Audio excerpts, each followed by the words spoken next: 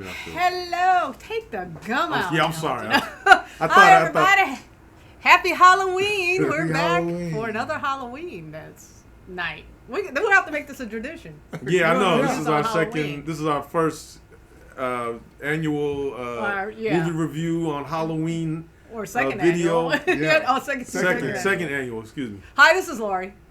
This is Peter. And this is Hamilton. And we're with Heroes Character Rental Service, or Action Heroes LA, one of the two. I don't know. Yeah. We can't tell anymore. And we're here to do our latest, a derivative, a subsidiary, a knockoff. No, they're related. Something. So we are here to do a new review, and we're excited for this one because it's one of our favorite subjects, one of our favorite people. Yes. The Green Never Knight. gets old. The Green Knight.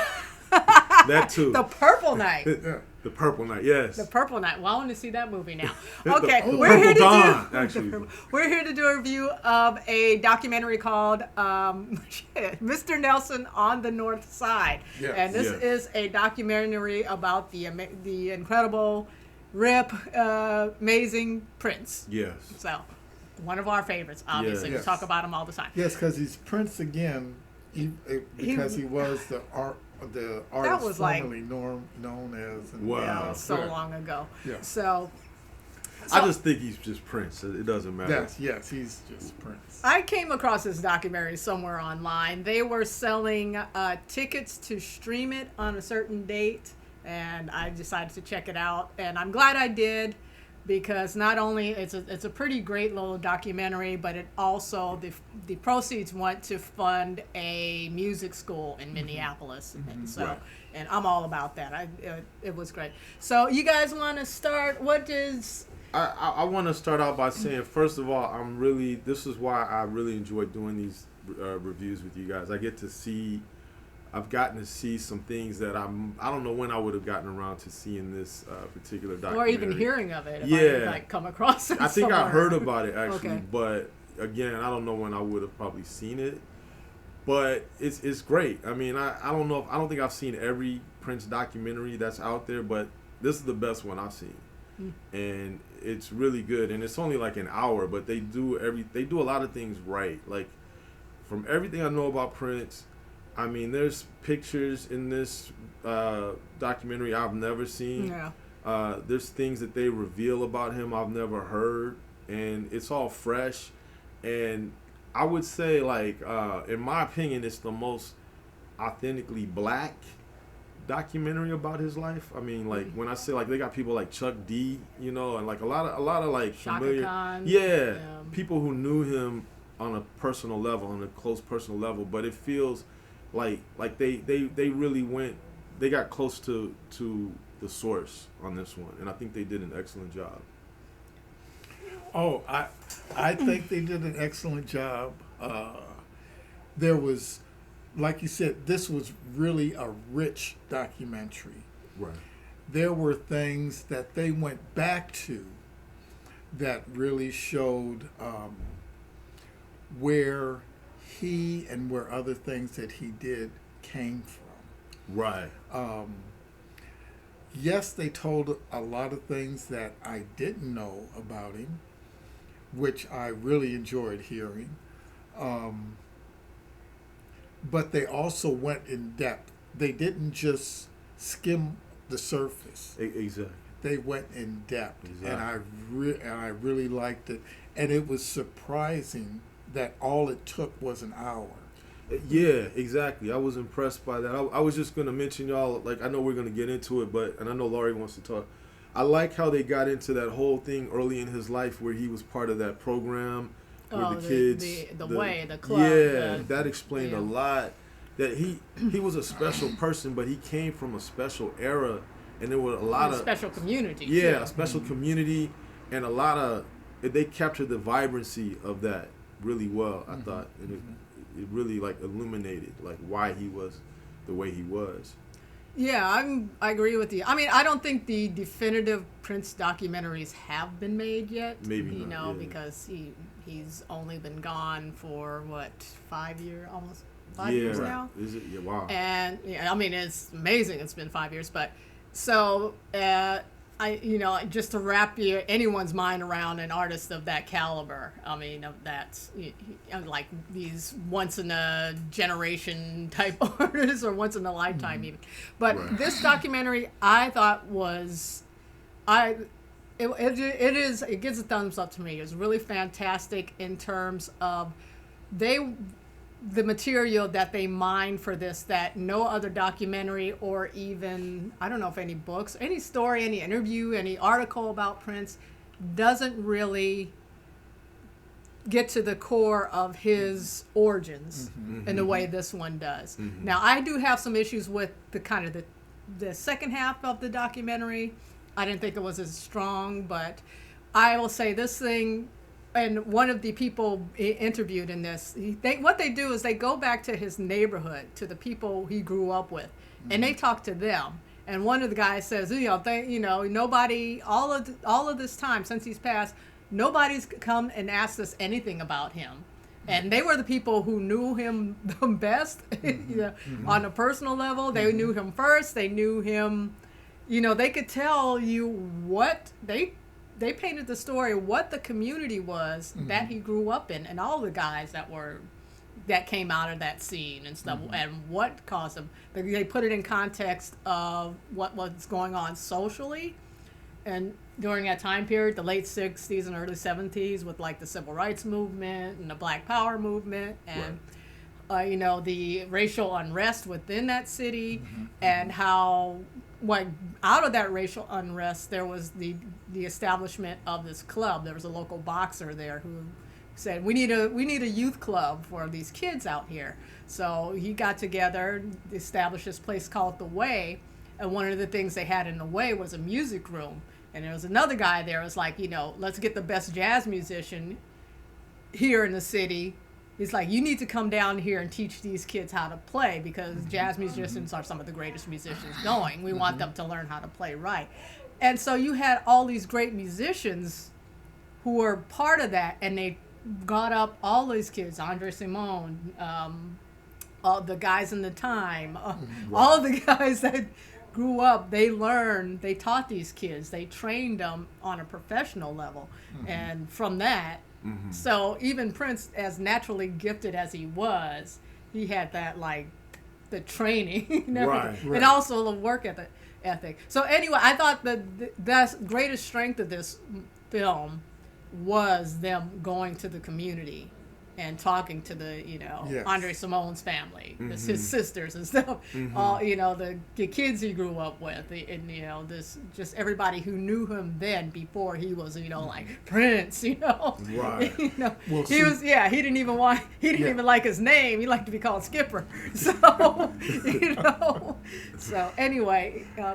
No, but see, I think that's what I really liked about this documentary, is that they went to the roots. Yes. They went ground level, where they always, we need boots on the ground. That's where they went. Right. And that's what I really enjoyed. Learning about, he went to a neighborhood club just like a lot of other kids. Right. Exactly. And that is where you learn ethics and etiquette, and what to do and how. Taught, they were, yeah.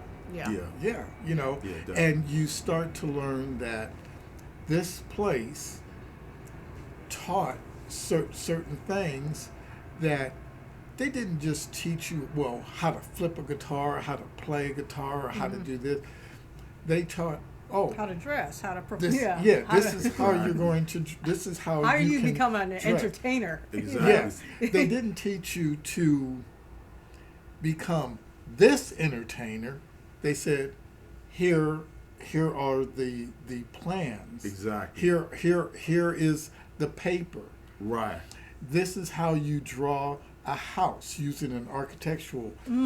But they didn't say, but this is what you design. Right. They go out. They gave you the tools. You go out and build your own. I want to add to what we've already said. I want to say I think they really did a good job of getting into his early influences. Like I had read in one of the books I read about him, that his favorite band growing up as a kid was, I think it was Foghat.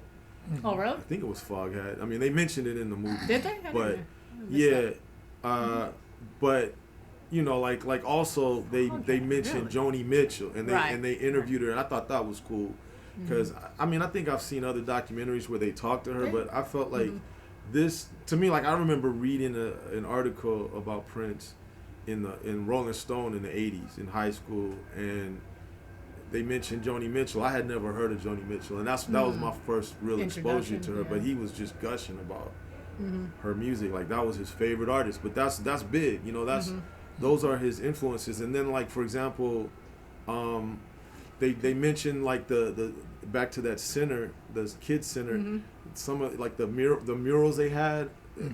Like they had Uptown and the different names of the songs on his albums. Yeah, that's where those names came from. Right. So yeah, like they really got close to the source of understanding. Yeah, they show the different. They show like the Uptown Theater or something like that. Like they hear all this stuff in his song that he references from where he grew up. Yeah. Now you get to see it and stuff. Yeah, exactly. So I mean that's that first half of the movie is very strong for me. The second half, and why I really appreciate it because they talk about his relationship with his fans, particularly after the pinnacle of his fame, which would have been the 80s up and into the early 90s and stuff.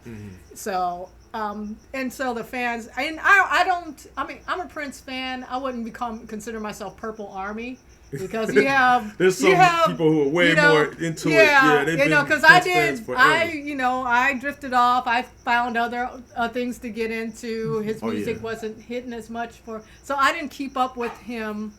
In the way a lot of other fans who were there for him, buying every album, every single, everything was part of PG Music Club. Right. So I don't want to front like that. I still love Prince, but there are more devoted, respectful fans, and they do get their shout out here. And his relationship with it, I do think I really appreciate. He really respected and loved and had a relationship with those fans. Right. He invited them to Paisley Park. He would throw parties all the time, little concerts for those fans and only those fans. And I think that's one of the coolest things I've heard. Just as it is a very interesting. For me, it's not. I don't know why it doesn't find it as interesting or as strong as the first half of that film. But just how the relationship with his fans and how he treated them and respected them was, it was totally really cool. Yeah, I totally agree. To add to what you're saying, Laurie, I've always felt that way too. I think like you're always gonna have people who love an artist way more than you do, or love a movie or whatever. But that's okay. I think that's one thing about Prince is that he has people on different levels who have different levels of devotion. Right. To be fair, I don't think I have anybody who I'm that devoted to. Yeah, me neither. I go through the phase. I'll still love them, but I move on to other stuff that But one thing I know about Prince is I don't know anyone who doesn't like Prince. I don't think I've ever met anyone who was kind of lukewarm. Like everyone likes Prince. Who says that? I don't know. I'm saying like my experiences. Well, like you when have you see like on a message board and people say, "What's your favorite Prince song?" Everyone has a favorite song. I think you kind of get it when you get into the Michael Jackson fans or the Prince. You have the Prince Michael Jackson wars still kind of go on, and it's like, well, who was better? And it's like you really can't. They're apples and oranges type of thing. You can't really. Exactly. Prince was better at some things, and Michael Jackson was better at some things. So, but he had an appeal that kind of transcended everything in terms of like genre and race. Hey, Michael Jackson could play the drums, y'all. Well, we're not gonna get into that. One thing I was gonna say is one thing I really liked is that they didn't get into all of the controversy and feuds and.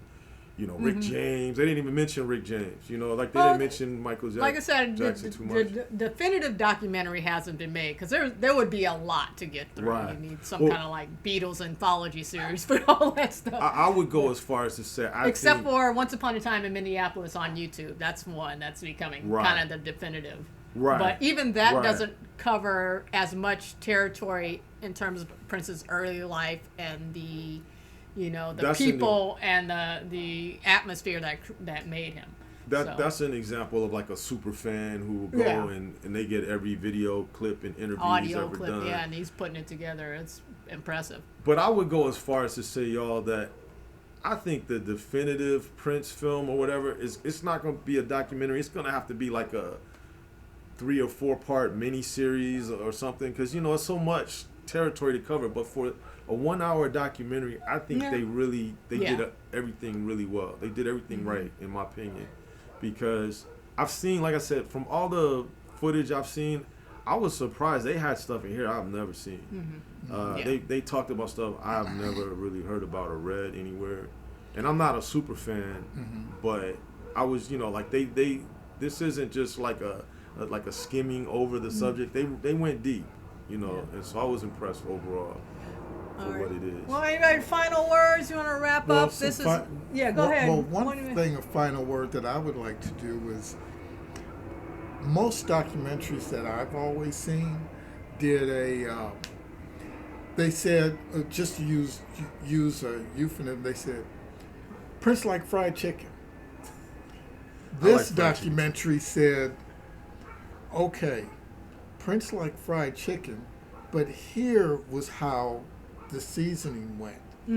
This is how they cooked it. Here's was this. Yeah. Right. Yeah. Once they put it on the plate, this is how he liked to eat it. And so it was, to me, very in depth. They didn't just skim over. And they didn't do the. They didn't just do the other celebrities talking. They have some, but Yeah, they had some. But But the way they talked, it wasn't. Oh yeah, Prince is great. No. They all had a relationship with him. Exactly. Right. And they said, here was the relationship. Some of the other people that we wouldn't look at as celebrities talked about him, and they said, oh, now you don't just say, well, he put on socks. Well, this is the kind of sock. This is puppy dog. Right. Yeah, and, so it was. The gingers bark. It's all right. Excuse me. They're having a conversation on top of our conversation. But So it was just Trick or treat. in depth. Right, exactly. Go ahead. We got some trick or treat. Okay. No, exactly. I mean, you get this sense that they focused on Prince's love for music. They focused on his real relationship with other musicians and other artists. Like the way Chaka Khan talked about him, you could tell, like, she had a deep love and connection with him before they even really started doing stuff together and working together. Gotta give up. Here you go. And I mean, I think they even did they interview George Clinton in this, or some of the people in Parliament? I think I'm good. I think they interviewed George Clinton or someone at one point. No, I don't know. I did want to mention Chaka Khan because she told a story about Prince did something to one of her road managers, and it pissed her off, and she got in his face about it. Right. It just reminds me because I know some people who work with her, and I did get to meet her once, and her nickname was Mama Bear, and I was like, look at Mama Bear. Right. I was like, I see now I see why they call her Mama Bear. Right. But anyway. Well, let me say this. I think that more than anything, they really captured the essence of who he was really well, and the stories people tell about him, it brings back that essence. Like he hasn't, even though he's gone, he's still here. He left a lasting impact on people, and that's what I took away from this documentary overall. It's a very good documentary. Seek it out. Let's wrap this up. It's directed by Daniel Dior, not Dior, but Dior, D''O''R, and Eric Wiegand, I think his last name is. You go to onthenorthside.com and see if you can still, buy a ticket to stream it.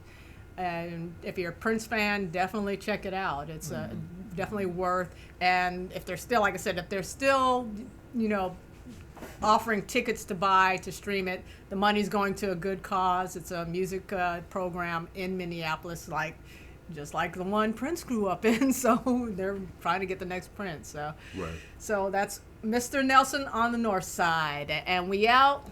We You're out. out. We out. I'm not gonna clap, y'all. I'm not. Nah, no clapping here. Good night, y'all. Peace. And stop There's recording. that Okay. delay. I forgot we had to do the. Oh, here. I forgot what I did. To do the do a picture for.